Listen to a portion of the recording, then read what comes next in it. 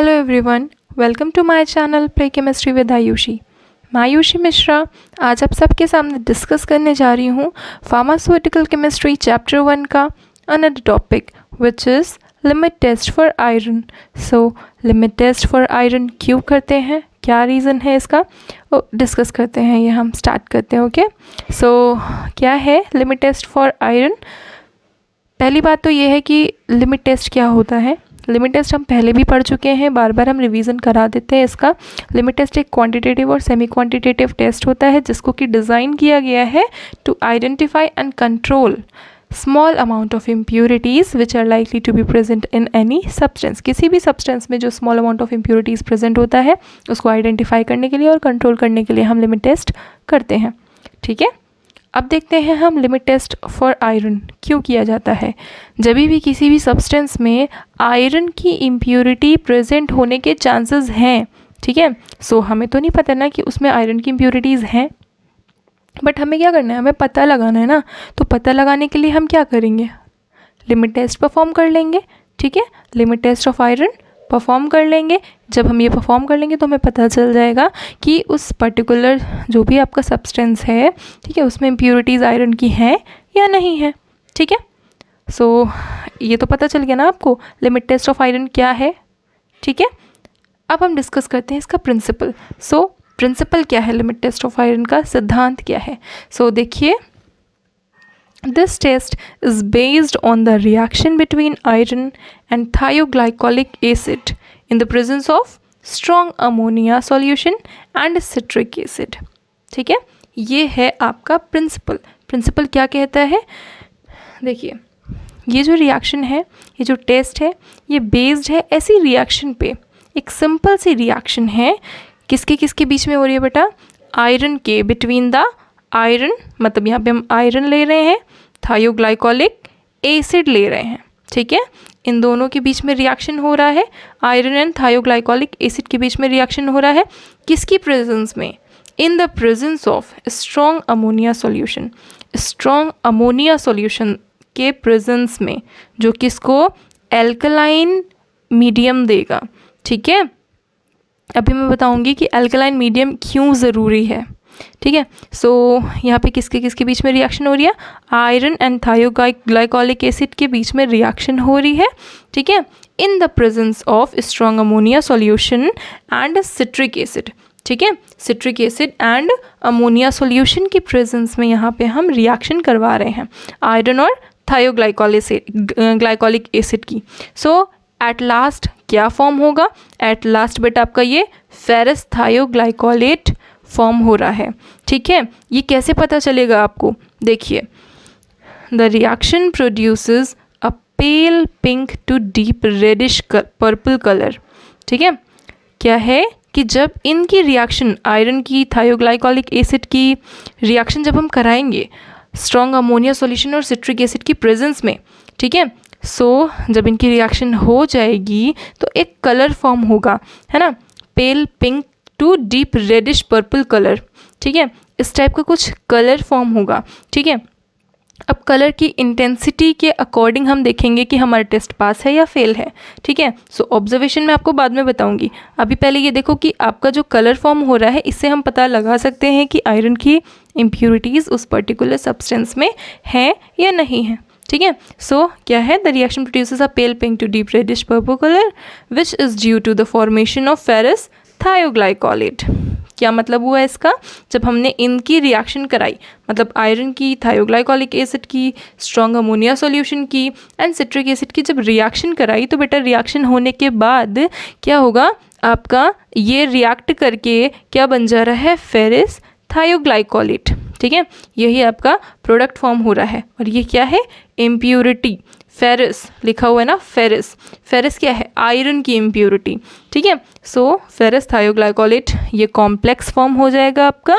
ठीक है, जो कि आपका ये इम्प्योरिटी के फॉर्म में है। ठीक है, और ये पता कैसे चलेगा कि फेरस थायोग्लाइकोलेट फॉर्म हो चुका है, ये जो रिएक्शन है आपकी, ये pale pink to deep reddish colour जब देने लगेगी, ठीक है, सो आपको पता चल जाएगा कि जो हमारा लिमिट टेस्ट है वो सक्सेसफुल है। ठीक है, अब ये था इसका प्रिंसिपल। अब हम देखेंगे इसकी रिएक्शन सो इतना तो आपको समझ में आ गया होगा कि हम किसके किसके बीच में रिएक्शन करवा रहे हैं, है ना। देखिए रिएक्शन क्या है, 2Fe3+। अब 2Fe3+ क्या है, फेरिक आयरन, ठीक है। फेरिक आयरन क्या है बेटा, फेरिक आयरन आयरन का फॉर्म है ना। सो वही है, हमने यहाँ पे आयरन की, फेरिक आयरन जिसको हम बोल रहे हैं, आयरन की रिएक्शन, फेरिक आयरन की रिएक्शन हम थायोग्लाइकोलिक एसिड की प्रेजेंस में करा रहे हैं। अब थायोग्लाइकोलिक एसिड का फॉर्मूला क्या होता है, 2CH2, यहाँ पे हम 2 मोल्स ले रहे हैं थायोग्लाइकोलिक एसिड के, ठीक है। सो 2CH2SHCOOH, ये आपका किसका फॉर्मूला है, थायोग्लाइकोलिक एसिड का फॉर्मूला है, ठीक है। जब हम आयरन की, फेरिक आयरन की थायोग्लाइकोलिक एसिड के साथ में रिएक्शन करवाएंगे, ठीक है, सो आपका फॉर्म हो जाएगा फेरस आयन। बेटा यहाँ पे ये 2Fe नहीं है, ये 3Fe है, ठीक है। ये आपका फेरिक के फॉर्म में है, तो ये आपका 3Fe होगा, ठीक है, 3Fe3+। जब हम फेरिक आयरन की थायोग्लाइकोलिक एसिड के साथ में रिएक्शन कराएंगे तो आपका 2Fe3+ फॉर्म हो जाएगा, मतलब फेरस आयरन फॉर्म हो जाएगा, ठीक है। साथ ही साथ यहाँ पे ये देखिए, यहाँ पे हमने 2 मोल्स लिए हुए थे, है ना। यहाँ से आपका जो H है, ठीक है, 2H रिलीज़ हो जाएगा बाहर, ठीक है, और बाकी का जो रहेगा आपका प्रोडक्ट वो फॉर्म हो जाएगा। यहाँ पे देखिए, जैसे यहाँ पे है S, ठीक है, तो ये देखिए S यहाँ पे है, ठीक है। देन आपका CH2 ये वाला फॉर्म हो रहा है, यहाँ पे है, और COOH है, और इसका होल ट्वाइस है, मतलब ये आपके 2 मोल्स कंप्लीट हो रहे हैं। बचा क्या, 2H बचा, है ना, 2 मोल्स ऑफ हाइड्रोजन बचे हैं। सो ये आपका यहाँ पे रिलीज़ हो गया, ठीक है। आगे देखिए, फिर आपने क्या लिया, आपने फेरस आयरन लिया, फेरस आयरन की रिएक्शन फिर आप उसी थायोग्लाइकोलिक एसिड के साथ जब कराओगे, क्योंकि हमें क्या चाहिए था, फेरस आयन, हमें फेरिक के फॉर्म में नहीं चाहिए आयरन, हमें फेरस आयरन के फॉर्म में आयरन चाहिए, ठीक है। सो जब हम फेरस आयन की रिएक्शन थायोग्लाइकोलिक एसिड के साथ में जब कराएंगे तो आपका कॉम्प्लेक्स फॉर्म हो जाएगा, ठीक है। ये जो Fe है यहाँ पे रहेगा, ठीक है, और ये 2CH2SHCOOH है ना, थायोग्लाइकोलिक एसिड जो हमने ऊपर लिया था वही है, सेम, कंफ्यूज मत होना, ठीक है। तो देखिए यहाँ पे 1 मोल CH2SH का ये रहा, ठीक है, दूसरा मोल CH2SH ये रहा, तो CH2SH तो कंप्लीट हो गया, ठीक है। देन COO, क्योंकि 2 मोल्स है ना यहाँ पे, है ना, तो COO है ना, और बचे 2H, तो 2H जो होगा आपका वो यहाँ पे रिलीज़ हो जा रहा है, ठीक है। सो ये आपका रिएक्शन है पूरा इसी तरीके से है। सबसे पहले यहाँ पे फेरिक आयरन लिया था हमने 3Fe3+, ठीक है। फेरिक आयरन की रिएक्शन हम यहाँ पे थायोग्लाइकोलिक एसिड के साथ में करा रहे थे। जब हमने इसकी रिएक्शन इसके साथ कराई तो आपका फेरस आयन फॉर्म हो गया, ठीक है, और 2 मोल्स ऑफ हाइड्रोजन रिलीज़ हो गए। देन यहाँ पे आपका फेरस आयरन हमने लिया, फेरस आयरन की रिएक्शन थायोग्लाइकोलिक एसिड के साथ जब हम कराएंगे तो आपका ये फेरस थायोग्लाइकोलेट की इम्प्योरिटीज़ फॉर्म हो जा रही हैं, ठीक है। ये कॉम्प्लेक्स फॉर्म हो रहा है जो कि आपका इम्प्योरिटी है, ठीक है। इसी का आप लिमिट टेस्ट कर रहे हो, इसी को पता करने के लिए कर रहे हो, ठीक है। सो ये आपकी रिएक्शन हो गई है। नेक्स्ट हम देखने वाले बेटा प्रोसीजर, ठीक है। सो प्रोसीजर क्या कहता है, देखिए। सो आपको प्रोसीजर में सबसे पहले क्या करना है, देखिए, आपको take 250 ml Nessler cylinder, label 1 as test and the other as standard, ठीक है। आपको क्या करना है, आपको 50 ml के 2 नेस्लर सिलेंडर ले लेने हैं, ठीक है। अभी नेस्लर सिलेंडर कैसे लगेंगे, ये कुछ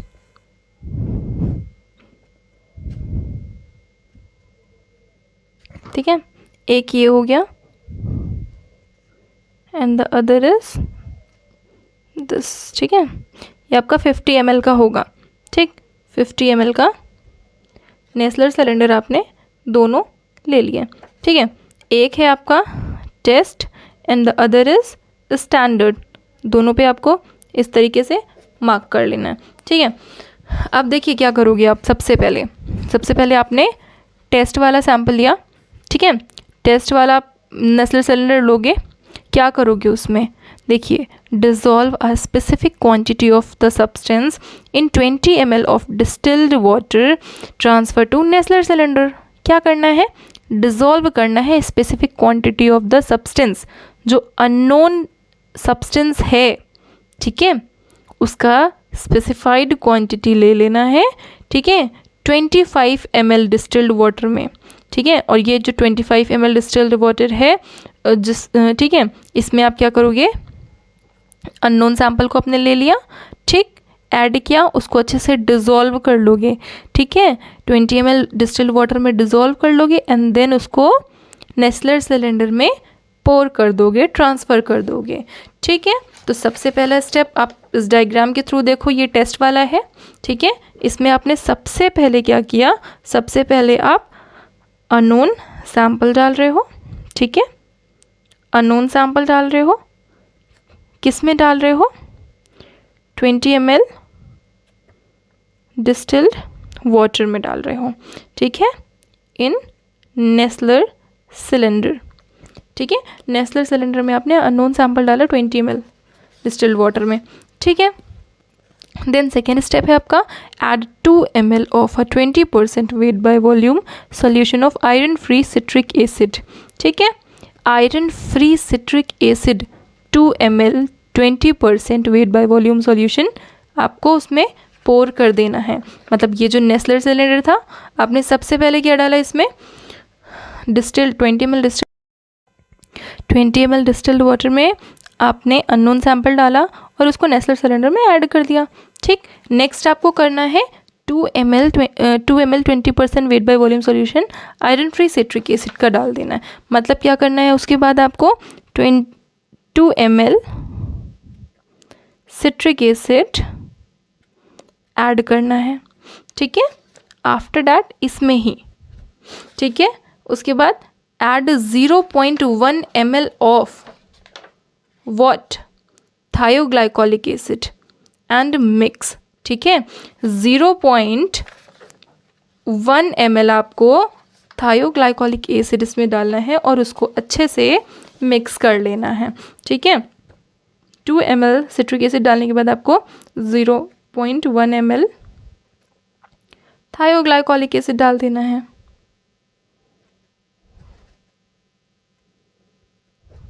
ठीक है, और उसको अच्छे से मिक्स कर देना है फिर, ठीक है। अभी आप मिक्स करने के बाद क्या कर रहे हो, थर्ड स्टेप जो है आपका, then make alkaline with iron free ammonia solution. फिर आपको थर्ड स्टेप में क्या करना है, एल्कलाइन सॉल्यूशन बनाना है। अब एल्कलाइन कैसे बनाओगे, अमोनिया सॉल्यूशन से, ठीक है, जो कि आयरन फ्री होना चाहिए, उसमें आयरन की किसी भी टाइप की कोई इम्प्योरिटी प्रेजेंट नहीं होनी चाहिए, ठीक है। So iron free ammonia solution आप उसमें ऐड कर दोगे, ठीक है। अभी थायोग्लाइकोलिक एसिड को डालने के बाद हमने उसको अच्छे से मिक्स कर लिया। मिक्स करने के बाद आप क्या कर रहे हो, आयरन फ्री अमोनिया सॉल्यूशन उसमें ऐड कर रहे हो, ठीक है। अमोनिया सॉल्यूशन ऐड कर दिया, ठीक है।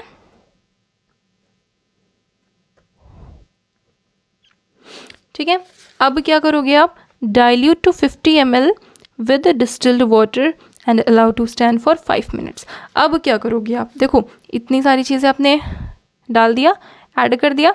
अब लास्ट में यहाँ पे जो मिनिस्कस होता है, ठीक है, अब नेस्लर सिलेंडर जब देखोगे तो कुछ इस तरीके से आपको मिनिस्कस दिखेगा, इसको हम मिनिस्कस बोलते हैं, ठीक है। यहाँ तक का आपको ये 50 ml शो करता है कि यहाँ तक आपका 50 ml है, ठीक है। यहाँ तक आपको जितना भी वॉल्यूम जैसे खाली रह रहा है, ब्लैंक रह रहा है, जितना भी गैप आ रहा है, ठीक है, 50 ml तक का आपको वाटर उसमें ऐड कर देना है, ठीक है। डिस्टिल्ड वाटर लेना है, ठीक, क्योंकि आप टैप वाटर लोगे तो उसमें इम्प्योरिटीज़ प्रेजेंट होगी, इस वजह से आपको डिस्टिल्ड वाटर लेना है। 50 ml तक का आपको वॉल्यूम मेकअप कर देना है और उसके बाद फिर आपको उसको स्टैंड कर देना है फॉर 5 मिनट्स। 5 मिनट्स के बाद उसका कलर ऑब्जर्व कर सकते हो, ठीक है, observe the colour change, then आप उसका कलर चेंज ऑब्जर्व करोगे, ठीक है। ये बात थी टेस्ट सैंपल की। टेस्ट सैंपल में हमने सबसे पहले क्या किया था, इसमें देखो आप नेस्ले सिलेंडर लिया, टेस्ट मेंशन किया, 50 ml का नेस्ले सिलेंडर लिया हमने, लिखा हुआ है यहाँ पे। अननोन सैंपल लिया 20 ml डिस्टिल्ड वाटर में, उसको हमने ऐड कर लिया, ठीक है, इसी नेस्ले सिलेंडर में। आफ्टर डैट हमने 2 ml सिट्रिक एसिड डाला, 0.1 ml थायोग्लाइकोलिक एसिड डाला उसमें, देन फिर मिक्स किया उसको हमने अच्छे से। उसके बाद फिर हमने अमोनिया सॉल्यूशन से उसको एल्कलाइन बना लिया।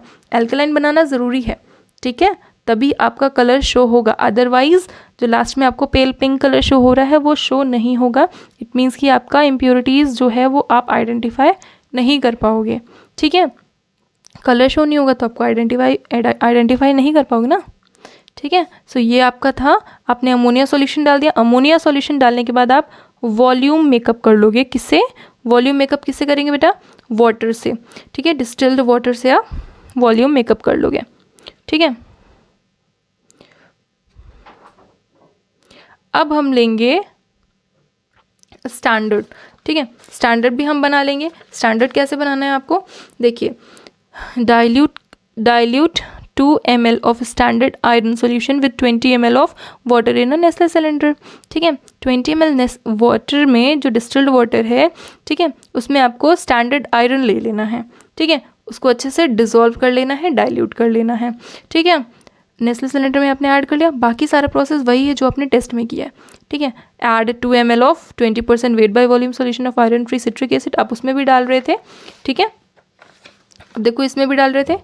अननोन सैंपल के बाद वहाँ पे नोन सैंपल होगा, यहाँ पे हम अननोन डाल रहे थे टेस्ट वाले में, यहाँ पे जो होगा बेटा वो नोन होगा, मतलब आपको पता होगा, ठीक है, कि आप क्या डाल रहे हो सैंपल में, नोन सैंपल डालोगे, ठीक है, नोन कंपाउंड कह सकते हैं इसको, ठीक है। सो 2 ml आपने आयरन सॉल्यूशन डाल दिया जो कि आपको नोन है, ठीक है, 20 ml वाटर में, और उसको नेस्ले सिलेंडर में पोर कर लिया। Then add 2 ml of 20% weight by volume solution of iron free citric acid, then आपने आयरन फ्री सिट्रिक एसिड भी ऐड कर दिया 2 ml, और 0.1 ml आपने क्या किया, थायोग्लाइकोलिक एसिड डाला, है ना, 0.1 ml आपने थायोग्लाइकोलिक एसिड डाल करके उसको अच्छे से मिक्स कर लिया। फिर आपने एल्कलाइन बना लिया आयरन फ्री अमोनिया सॉल्यूशन से, देन आपने डाइल्यूट कर लिया उसको 50 ml डिस्टिल्ड वाटर से, ठीक है, जैसे कि आपने इसमें किया था, और फिर उसको आपने 5 मिनट्स के लिए स्टैंड कर दिया और मार्क किया उसका कलर, ठीक है, ऑब्जर्व कर लिया उसका कलर। सो अब हम ऑब्जर्व कैसे करेंगे, कैसे पता चलेगा हमारा टेस्ट जो है वो पास हो गया है या फेल हो गया है। सो वो तो हमें ऑब्जर्वेशन से पता चलेगा। अब ऑब्जर्वेशन में देखिए क्या है, the purple colour produce in sample solution should not be greater in the standard solution. देखिए जो पर्पल कलर प्रोड्यूस हुआ है, ठीक है, उसको स्टैंडर्ड सोल्यूशन से ज़्यादा नहीं होना चाहिए, ठीक है। मतलब कहने का हमारा ये है कि जो टेस्ट वाला है उसका कलर कम आना चाहिए, है ना, तब टेस्ट हमारा तभी पास होगा, जब लेस आएगा कलर, ठीक है, तभी पास होगा, और स्टैंडर्ड वाले का ज़्यादा होना चाहिए, ठीक है, मोर होना चाहिए, हाई होना चाहिए कलर, ठीक है, तभी हमारा जो टेस्ट होगा वो पास होगा। लिखा भी है इसमें कि if purple colour produces in sample solution is less than the standard solution the sample will pass the limit test, ठीक है, तभी जो टेस्ट होगा हमारा वो पास कर पाएगा जब टेस्ट वाले का कलर स्टैंडर्ड वाले सॉल्यूशन से कम होगा, ठीक है।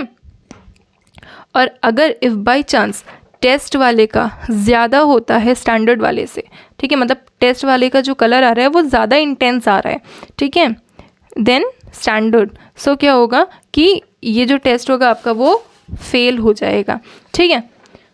सो ये है हमारा लिमिट टेस्ट ऑफ आयरन। अब कुछ एक रीज़न्स हैं, जो चीज़ें हम इसमें डाल रहे हैं, लाइक जो केमिकल्स हमने इसमें यूज़ किए हैं उनका क्या यूज़ है, क्यों डाल रहे हैं, क्या रीज़न है, ठीक है। सो यहाँ पे हम रीज़न्स देखने जा रहे हैं। सो फेरिक आयरन क्यों हम डाल रहे थे, फेरिक आयरन हम इसलिए डाल रहे हैं ताकि हम रिड्यूस कर सके, ठीक है। Ferric iron is reduced to ferrous ion. Ferric ion क्या है, फेरस आयन में, मतलब Fe3 जो था वो, है ना, 2Fe में कन्वर्ट हो रहा है, ठीक है, 3Fe जो था वो 2Fe में कन्वर्ट हो रहा है, ठीक है। फेरिक जो है वो फेरस में कन्वर्ट हो रहा है बाय द थायोग्लाइकोलिक एसिड, ठीक, थायोग्लाइकोलिक एसिड की वजह से जो फेरिक आयन है वो फेरस आयन में कन्वर्ट हो रहा है, ठीक है। And the compound produce is ferrous thioglycolate. और देन जो इसकी वजह से मतलब थायोग्लाइकोलिक एसिड की वजह से ये रीज़न है फेरिक आयन का फेरस आयन में कन्वर्ट होने का कि थायोग्लाइकोलिक एसिड हम इसमें ऐड कर रहे हैं। ठीक है, सो थायोग्लाइकोलिक एसिड की वजह से फेरिक आयन फेरस आयन में कन्वर्ट हो रहा है और इसीलिए आपका फेरस थायोग्लाइकोलेट एट लास्ट रिएक्शन में बन पा रहा था। ठीक है, जिसको जो कि क्या है, इम्प्योरिटी है। ठीक, अगर थायोग्लाइकोलिक एसिड नहीं डालेंगे तो ना ही ये फेरिक से फेरस में कन्वर्ट होगा और ना ही फेरस से आपका फेरस थायोग्लाइकोलेट बन पाएगा। ठीक, सो ये हो गया आपका थायोग्लाइकोलिक एसिड डालने का रीज़न। ठीक है, देन हम देखेंगे सिट्रिक एसिड। तो citric acid forms a soluble complex with iron. ठीक है, and prevents its precipitation by ammonia as ferrous hydroxide. ठीक, सिट्रिक एसिड क्या करेगा, ये citric acid forms a soluble complex with iron. ये सिट्रिक एसिड क्या कर रहा है, सॉल्युबल कॉम्प्लेक्स फॉर्म कर लेगा, आयरन के साथ में कर सकता है, and prevents its precipitation by ammonia as ferrous hydroxide. Ferrous hydroxide के रूप में इसका अमोनिया का प्रेसिपिटेशन होने से ये बचाएगा। ठीक है, मतलब उसको प्रेसिपिटेट नहीं होने देगा। ठीक है, नेक्स्ट देखिए आप, ferrous thioglycolate is colourless in neutral और एसिड सॉल्यूशन। फेरस थायोग्लाइकोलेट जो होता है, जो आपका एट लास्ट फॉर्म हो रहा है आपके प्रोडक्ट में, ठीक है, ये कलरलेस होगा न्यूट्रल और एसिड सॉल्यूशन में। मतलब फेरस थायोग्लाइकोलेट फॉर्म तो हो जाएगा बट हमें कलर नहीं पता चलेगा। ठीक है, बट अगर हमें कलर को पता करना है, ठीक है, कलर से ही तो हम पहचान पाएंगे ना कि कितना ज़्यादा उसमें इम्प्योरिटी है। ठीक है, बट अगर हमें कलर फॉर्म नहीं मिलेगा, ठीक है, कलर फॉर्म ही नहीं होगा तो हमें पता ही नहीं चल पाएगा ना कि इम्प्योरिटी है या नहीं है या कितना परसेंट है। ठीक है, तो कलर फॉर्म होना बहुत इम्पॉर्टेंट है। कलर के लिए रिस्पॉन्सिबल कौन है, कलर के लिए आपका ये एल्कलाइन सॉल्यूशन इम्पॉर्टेंट है। और एल्कलाइन करने के लिए हम किस चीज़ को डाल रहे थे यहाँ पे, अमोनिया सॉल्यूशन को ना। ठीक है, so the colour develops only in the presence of alkali. यहाँ पे लिखा भी हुआ है कि जो कलर डेवलप हो रहा है वो सिर्फ और सिर्फ एल्कली की वजह से। एल्कली क्या था आपका, यहाँ पे आप डाल रहे हो ना ammonia solution, alkali make alkaline with iron free ammonia solution, है ना। अमोनिया की वजह से, जो अमोनिया सॉल्यूशन डाल रहे हो आप, उसकी वजह से ये एल्कलाइन हो रहा है। और एल्कलाइन होने की वजह से मतलब बेसिक मीडियम होने की वजह से, ठीक है, बेसिक मीडियम होने की वजह से ही आपका कलर फॉर्म हो रहा है। क्योंकि यहाँ पे लिखा भी है कि फेरस थायोग्लाइकोलेट जो होता है वो कलरलेस होता है, उसमें कोई कलर नहीं आएगा अगर वो किसी न्यूट्रल या फिर एसिड सॉल्यूशन के साथ में रिएक्ट कराया जाए। ठीक है, iron limit test for iron के लिए ये ज़रूरी है कि उसको हम एल्कलाइन मीडियम में ही रिएक्शन करवाएं। ठीक है, सो ये था हमारा limit test for iron. I hope so आपको पूरा समझ में आया होगा। ठीक है, सो क्या देखा हमने यहाँ पे अभी तक का, इसका प्रिंसिपल देखा। प्रिंसिपल में हमने फेरिक आयन की रिएक्शन थायोग्लाइकोलिक एसिड के साथ में कराई थी, देन फेरस आयन कन्वर्ट हुआ। ठीक है, फेरस आयरन को हमने लिया और थायोग्लाइकोलिक एसिड के साथ जब रिएक्ट कराया तो आपका इम्प्योरिटीज़ फॉर्म हो गई फेरस थायोग्लाइकोलेट की। ठीक है, इसको हम सिट्रिक एसिड और किसकी प्रेजेंस में करा रहे हैं, citric acid and ammonia solution की प्रेजेंस में करा रहे हैं। ठीक है, प्रोसीजर आपको मैंने बता ही दिया है।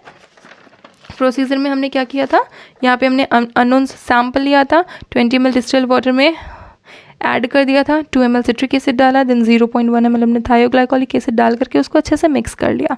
आफ्टर डैट हमने उसको एल्कलाइन सॉल्यूशन बनाने के लिए अमोनिया सॉल्यूशन ऐड किया और अमोनिया सॉल्यूशन ऐड करने के बाद हमने वॉल्यूम मेकअप कर लिया 50 ml तक का। ठीक है, 15 ml तक का हमने उसका वॉल्यूम मेकअप कर लिया। आफ्टर डैट हम उसको 5 मिनट्स के लिए स्टैंड कर देंगे। ठीक, देन हम उसका कलर चेंज देख लेंगे। ठीक है, वैसे ही सेम हमने इसमें भी किया था, इसमें हमने नोन सैंपल डाला था। ठीक है, नोन सैंपल आप कितना डाल रहे थे, 2 ml। ठीक है, 2 ml आपने स्टैंडर्ड सॉल्यूशन डाल दिया था आयरन का। फिर सेम प्रोसीजर है, आपने डिजोल्व किया वाटर में, नेस्ले सिलेंडर में ऐड किया, 2 ml सिट्रिक एसिड डाला, 0.1 ml थायोग्लाइकोलिक एसिड डाला, अमोनिया डाला और फिर वॉल्यूम मेकअप कर लिया, देन उसका कलर चेंज ऑब्जर्व कर लिया। ठीक है, okay class, so thank you everyone. अगर आपको मेरा पढ़ाने का तरीका समझ में आया है सो प्लीज़ आप लाइक सब्सक्राइब शेयर ज़रूर करिए। ठीक है, प्लीज़ सपोर्ट एवरीवन। बहुत मेहनत कर रही हूँ guys, seriously. So thank you so much. देखिए ये नोट्स है लिमिट टेस्ट फॉर आयरन के, आप इसका स्क्रीनशॉट ले लो अभी।